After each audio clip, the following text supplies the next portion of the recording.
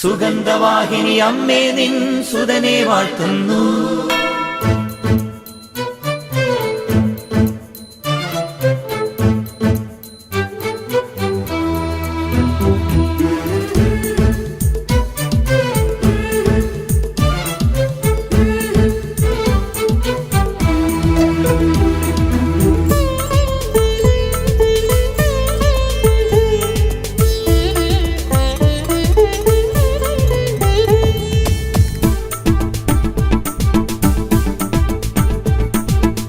സുഗന്ധവാഹിനി അമ്മേ നിൻ സുതനെ വാഴ്ത്തുന്നു.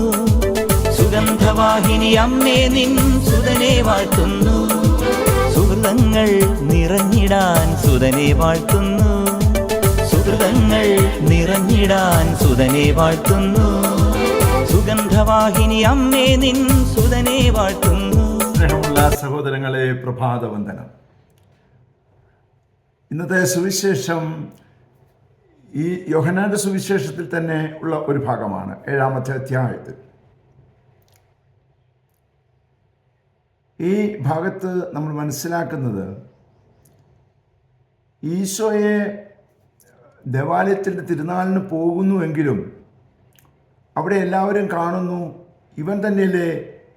ഇവനെയല്ലേ ഇവർ കൊല്ലാൻ ആഗ്രഹിക്കുന്നത്, എന്നിട്ടെന്താ ഇവൻ പരസ്യമായി നടക്കുന്നു എന്നൊക്കെ ചോദിക്കുന്നുണ്ട്.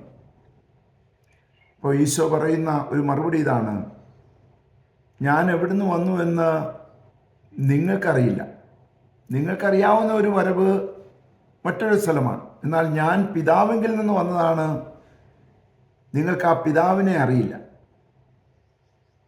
എന്നെ അവർ പിടിക്കാത്തതിൻ്റെ കാരണം അത് അവരുടെ സമയമായിട്ടില്ല.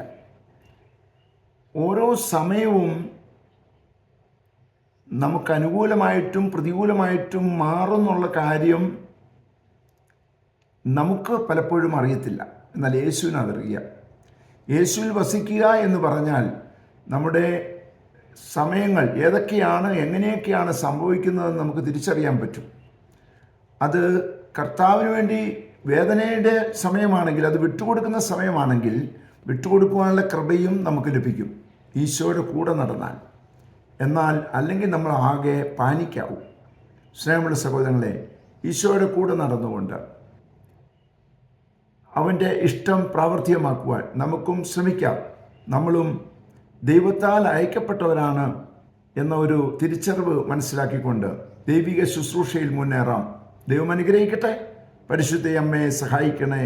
വിശുദ്ധ ഔസേപ്പിതാവേ, ഞങ്ങൾക്ക് വേണ്ടി പ്രാർത്ഥിക്കണേ. പരിശുദ്ധാത്മാവേ, എഴുന്നള്ളി വരണേ. പരിശുദ്ധ പരമ ദിവ്യകാരുണ്യത്തിന് എന്നേരവും ആരാധനയും സ്തുതിയും പുകഴ്ചയും ഉണ്ടായിരിക്കട്ടെ. ആമേൻ. നമ്മുടെ കർത്താവായ യേശുക്രിസ്തുവിന്റെ കൃപയും പിതാവായ ദൈവത്തിന്റെ സ്നേഹവും പരിശുദ്ധാത്മാവിന്റെ സംസർഗവും സഹവാസവും സ്നേഹവും ശക്തിയും കൃപയും എല്ലാ അനുഗ്രഹങ്ങളും സമൃദ്ധമായി നിങ്ങൾ ഏവരോടും കൂടെ ഉണ്ടായിരിക്കട്ടെ, ഇപ്പോഴും എപ്പോഴും എന്നേക്കും. ആമേൻ.